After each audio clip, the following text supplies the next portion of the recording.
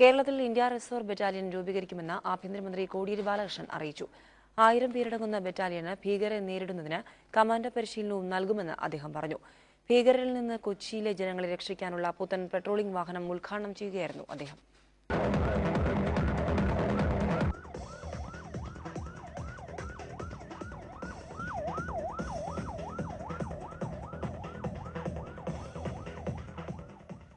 BPCL Kochi റിഫൈനറിയുടെ സഹായത്തോടെയാണ് patrolling വാഹനമായ Kavach രംഗത്തിറക്കിയിരിക്കുന്നത്. ആക്രമണമുണ്ടായാലുടൻ ചീറിപ്പാഞ്ഞെത്തുന്ന കവചിൽ 120 ഡിഗ്രിയിൽ ചുറ്റിത്തിരിയാൻ സാധിക്കുന്ന ലൈറ്റ് മെഷീൻ ഗൺ സ്ഥാപിച്ചിട്ടുണ്ട്. AK-47 തോക്കുകളുമായി പ്രത്യേക പരിശീലനം നേടിയ 4 കമാൻഡോകളും വാഹനത്തിലുണ്ടാകും. തീരദേശ സുരക്ഷയ്ക്കായി 50 അത്യാധുനിക ബോട്ടുകൾ ഉടൻ ലഭ്യമാവുമെന്ന് വാഹനം ഉദ്ഘാടനം ചെയ്ത ആഭ്യന്തരമന്ത്രി കോടിയേരി ബാലകൃഷ്ണൻ പറഞ്ഞു.